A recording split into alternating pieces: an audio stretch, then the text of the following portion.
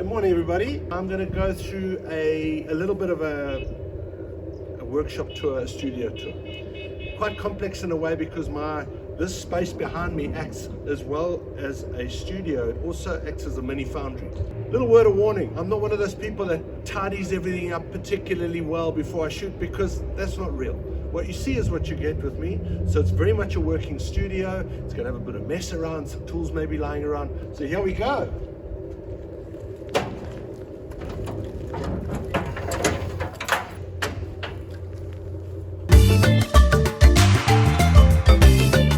Okay, once in, as we walk in, we've got a little bit of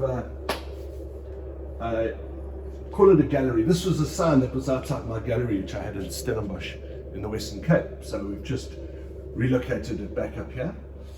But this essentially is a little display which we'll run through at another stage, and it's got the items that we produce here, and also it has some of the jewelry, and it's got a little presentation, but we'll run through that. But the most important part of my day starts with a cup of coffee.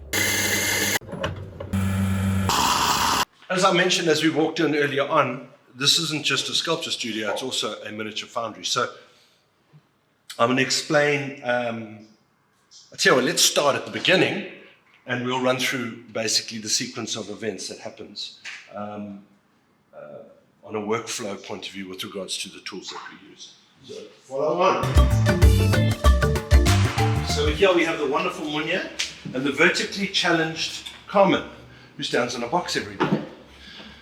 Okay, so where it all starts is the wax department. So from an equipment point of view, we have a modified chip fryer or a fat fryer, whatever you want to call it. And essentially, if you come and have a closer look here, what we do is we heat up a concoction of wax, right? And this is one that is yet to be used. So we have oil in there which is heated by the heating mechanism or by the chip fryer, and then our wax goes into this inner chamber. It's very, very important that the wax is at a specific temperature, so we need a double boiler system, so to speak. We've improvised, we make a plan, as we say. So this actually is a marinade injector, which we use to inject our wax into the molds, but that's a video for another day. Then moving this side, we have a variety of wax tools. When you demold the piece, when you take the piece out of the mold, essentially there's a seam line. So you need to get those seam lines off. So once again, depending on who's doing it, they'll have their favorite tool. Ultimately, I'm after the final result, and that's what's important. So there's a variety of tools we use. Very importantly, we use a soldering iron. There you go.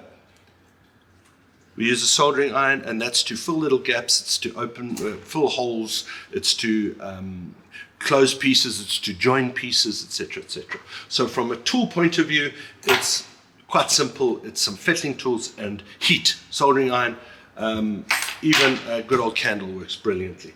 Important to have good lighting. We are blessed in the morning that we have beautiful natural sunlight, which is always best to work in. Natural light's always best to work with. But we have lights available so that there's never a shortage of good light. Moving along, we have a little bit more of a general space, I would call it.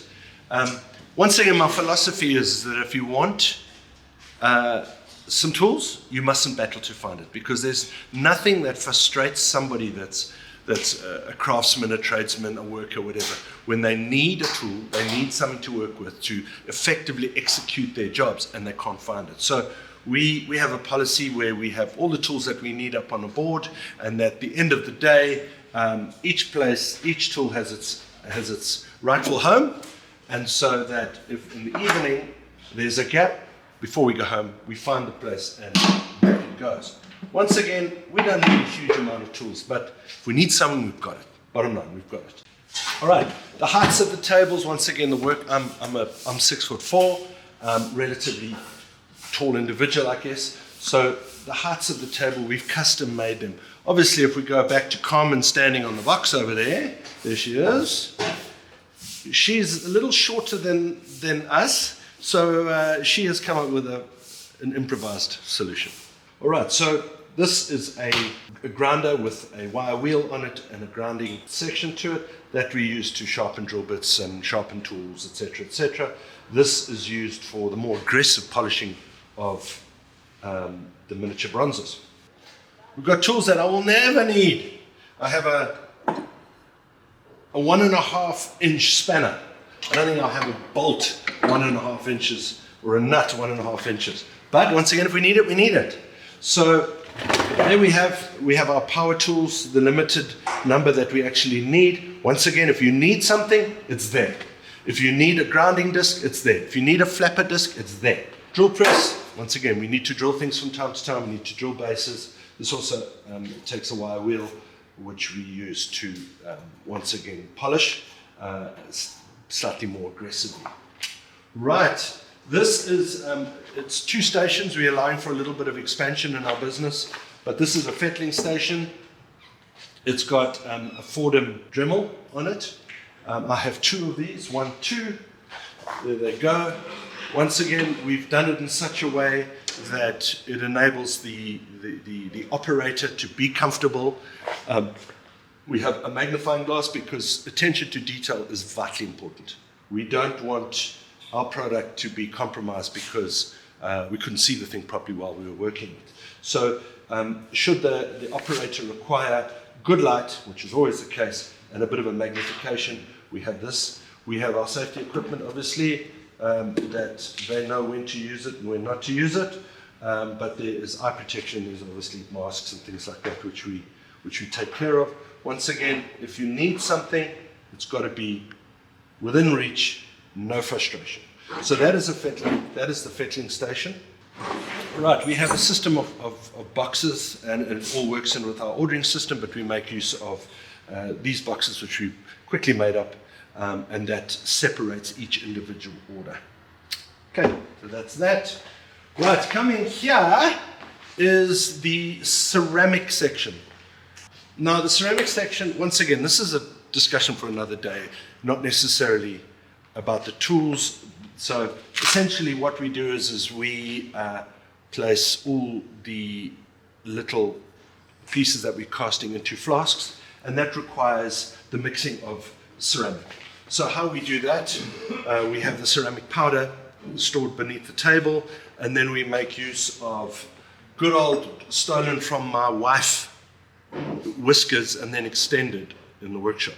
So we put that into a cordless drill and we mix it, etc., etc. So this section has everything we need for that. The mixing of the ceramic requires measurements and it requires weight. So we have scales, we have the mixing, we have the water to measure out properly, etc., etc. Okay. Moving to this rather in the middle of nowhere place. This is our Patination Station. Had a good ring to it, didn't it? Patination Station. Essentially, once again, a little bit like the sculpture table where you need to be able to walk around it. Patinaing is its own little art form. So when you're patinaing the piece, ideally you want it to be at the right height. You want to be able to see it clearly. You want to be able to stand back and look at your handiwork. You want to be able to turn the piece around. So when you put the piece on there, you can move around it. If it was on a fixed table, you're then having to pick the piece up. Obviously, bronze heated with a gas torch is not comfortable to pick up, so it's much easier, obviously, to walk around the piece. Side note, these rather unsteady grills are very important when we spray the chemicals on. You don't want the chemical pooling on the base because obviously it'll then patina the base more than it will the piece. So hence that system there, which is rather warped, but it works. Over here, discussion for another day, as I say, but this is our vacuum setup. There is a variety of vacuum processes that we do. First of all, we have to vacuum the ceramic to get all the bubbles out of it. We then pour the ceramic into the flasks. We then vacuum those flasks. And the reason why we do that is to get air bubbles off the piece, as I say, for another day. That's our vacuum pump. We've improvised it a little bit, having a storage tank that holds vacuum so that we can speed it up a little bit. And then this is our casting system, that I made, and that enables the bronze to be sucked into the mold itself. So that is that. We've got our dust extraction. Should we need it? We very seldom need it, but should we need dust extraction? Once again, it's a safety thing. It's very important that we have it. So we have a dust extractor.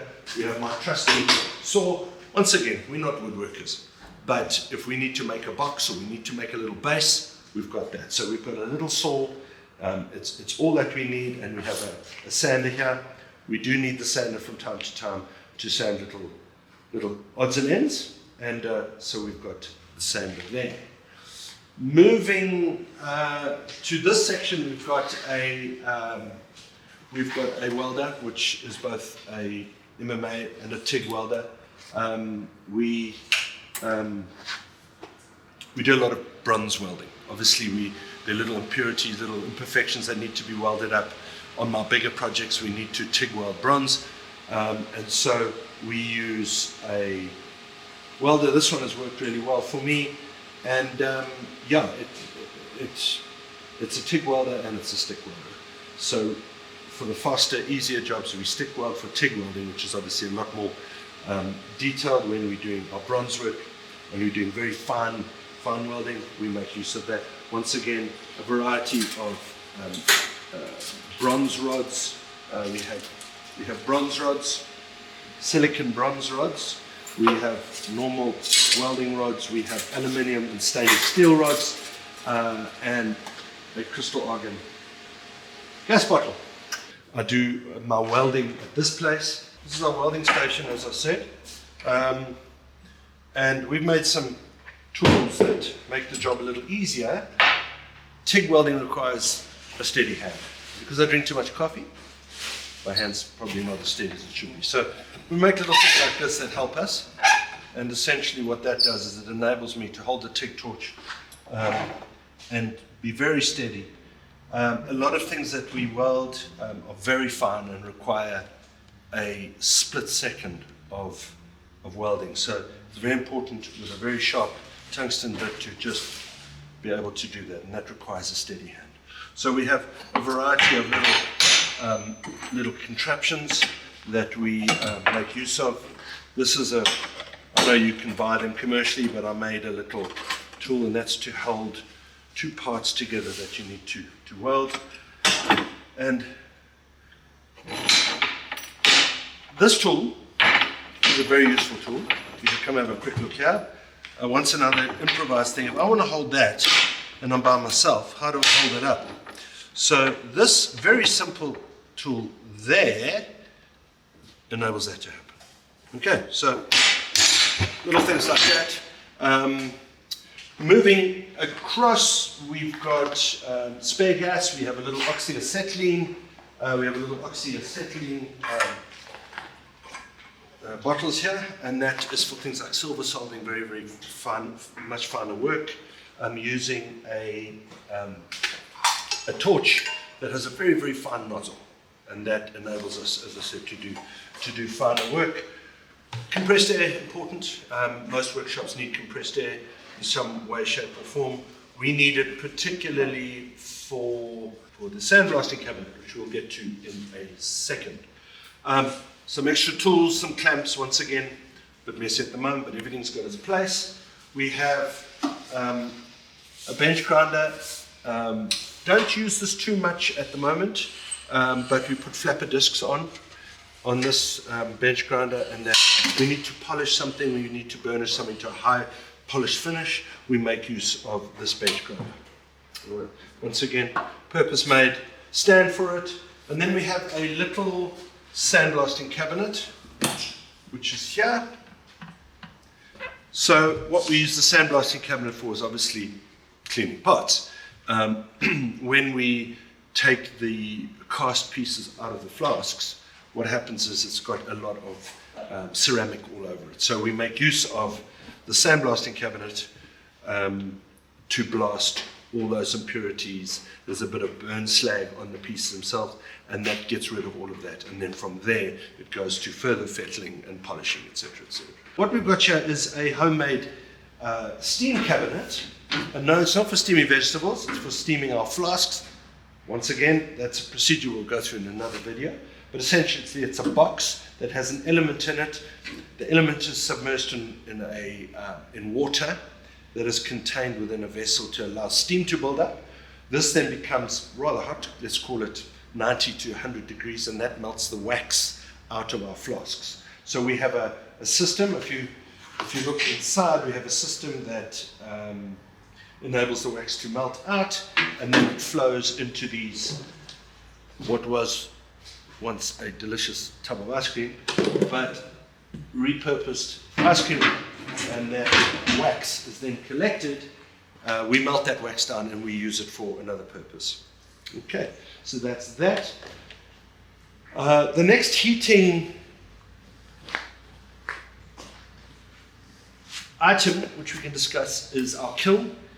This is a kiln which has seen a lot of work. There are multiple ways of heating metal.